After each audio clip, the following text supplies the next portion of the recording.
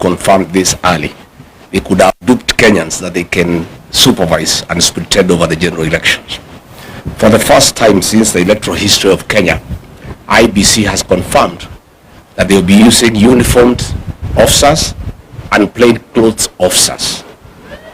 Those plainclothes officers is a tool for ballot stuffing. Iebc has given ballot papers to government agencies that have been pre-marked, and the officers in civilian, their work is to figure out how to get the pre-marked ballots into the ballot box. In Bere, for example, Bere North, 15,000 pre-marked ballots are being distributed now in a hotel 2 kilometers from Ebu town, where Kindiki is supervising. And these officers have been instructed to go to the polling stations, some pretending to be agents, others to be observers, others to be keeping security. The plan in Bere North is that 1,500 gangsters from Kayole and Gikambura in Kikuyu are in Bere. And their mission is to create chaos outside the polling stations so that the police officers inside can create more chaos, pretending to be agents. And in that situation of chaos, the pre-marked ballots will be put into the ballot boxes. Thereafter, the police will arrive and keep peace, and things will go back to normal, and then the voting will continue. By that time, the pre-marked ballot papers will have been in the ballot box already. We are therefore saying, and the CEO of Iebc, Marajan, is in Bere North himself overseeing that exercise. Let me ask government not to provoke the people of Bere North and the people of Kenya. Those people will not accept that situation. And I can tell you they are aware and they are waiting.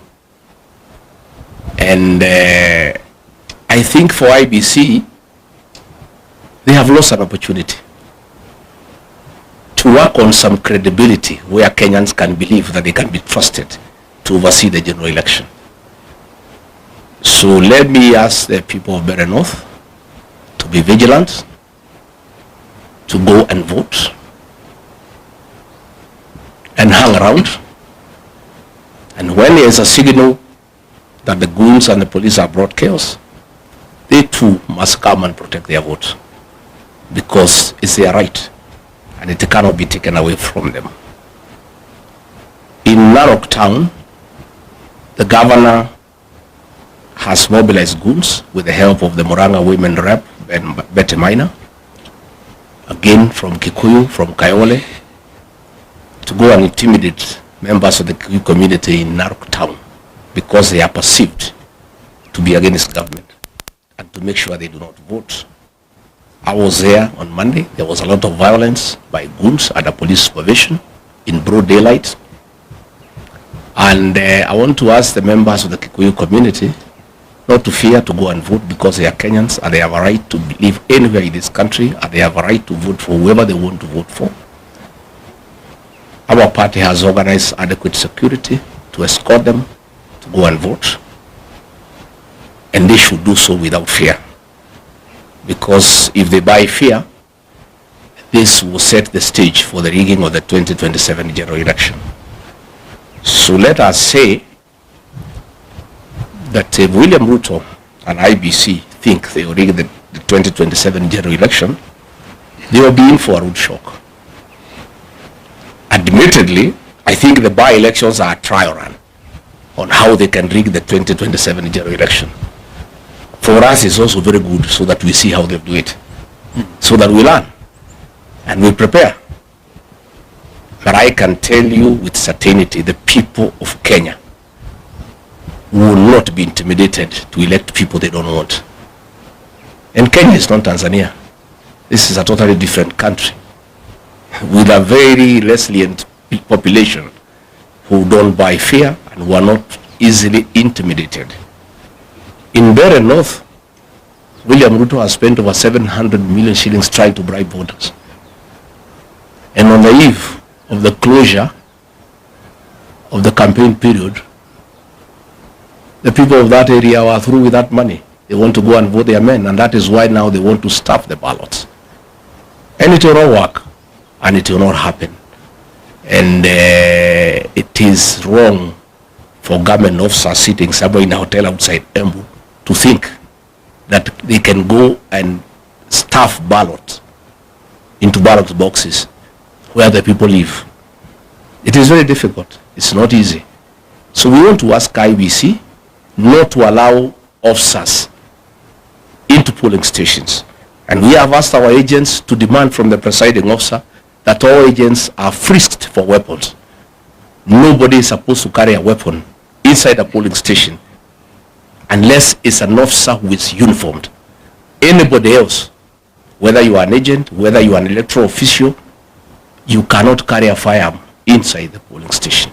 Those firearms are meant to intimidate the other agents, to intimidate the electoral officials, and therefore we have asked our agents to refuse the voting to begin until all people inside the polling station have been frisked for firearms, so that there are no firearms within the polling station. And I think once that has happened, voting should go on, and the counting should go on, and whoever has won should be announced. We have asked the people of Bere North, after voting, all of them to proceed to the tallying center in Chicago, so that they can protect their vote. Because we cannot agree a few police officers organized by government to intimidate an entire population. It is not acceptable. It cannot happen. But the most annoying thing is that Iebc has the guts to print ballots and give them to government. It's so sad. And they expect anybody to believe they can carry out a free and fair general election. They are going to set this country on fire. If those ballots are introduced tomorrow across the country successfully, because Kenyans will know, because the agents will be there, the police will use force, those activities will be recorded, and it comes to the attention of the people of Kenya that Iebc with the government want to introduce ballot papers that are pre-marked, Kenyans will be ready. And it will not be easy. And they will set this country on very, very, very serious tension for the next 2 years. I can tell you with certainty that if they try the rigging of these by-elections, this country will be on political mood from tomorrow up to 2027, and no work will be done in this country. People will be agitated, people will be angry, and people will not accept that a government can enforce, can force leaders on them. So let me ask the people not to fear, not to be intimidated, to go out and vote and protect the vote. They must remain vigilant under all circumstances, no matter the threats, no matter the level of intimidation. This is our country. We have no other country to go to, and the right to vote is absolute, and it must be protected under all circumstances. Thank you. Thank you.